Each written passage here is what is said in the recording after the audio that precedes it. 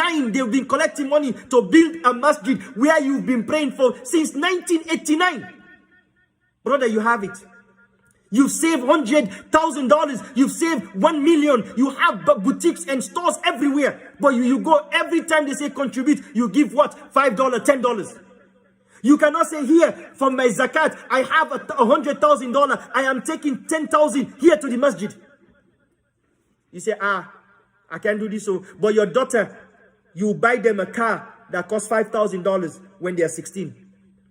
And you will take your daughter to prom. You buy them clothes that cost $500 that is more expensive than your wedding gown. Most of us, that's what we are doing today, you know.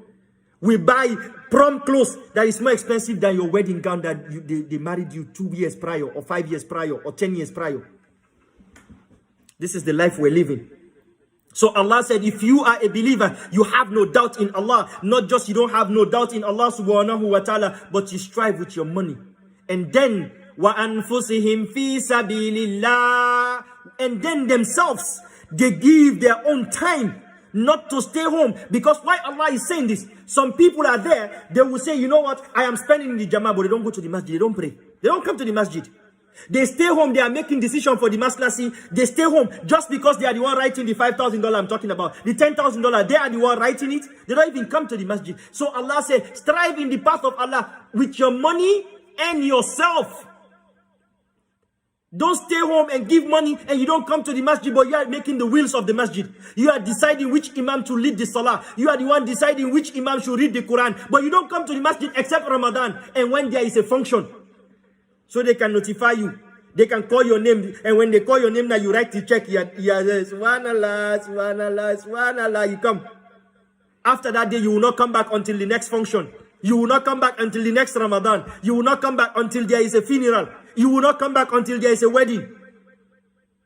Allah wants your life and your money, not just your money, because the money you are giving is something that is borrowed to you from Allah subhanahu wa ta'ala. You did not make it yourself. If Allah desire for you to be poor, إِنَّمَا أَمْرُنَا إِذَا أَرَادَ شَيْئًا أَن يَقُولَ لَهُ كُن فَيَكُونَ. If Allah wants you to go down from all your businesses, everything will be crumbling and crash in a blink of a second. If you follow my series, you will see when I talk about a believer and a Muslim, when Allah crumbled the Muslim, his property in a blink of a second. Stories from the Quran. It's in my series. Go look at it on my page. He was a Muslim. He didn't disbelieve in Allah. He was not a kafir. He was a Muslim. But he was bragging and he refused to praise Allah and thank Allah. Allah destroyed his property in a blink of a second. He was talking. By the time he turned his eyes into his garden, everything was gone. It's in the Quran, Surah Al-Kahf. So brothers and sisters, so don't stay home. The lesson I'm bringing here, don't stay home and just send the money and say the Imam said, well, we should spend money. Well, I'm not going to be giving $5 anymore. I'll be giving 1,000, but I don't have time. When you call them to come to the masjid, brother, I'm busy, is the work. Brother, I'm busy. But immediately, they sack them from that job. They start coming 5 times a day in the masjid. Thanks to Corona, now you have to be home. That's when they start coming to the masjid. Why? You think you're making fool of Allah, you're making fool of yourself.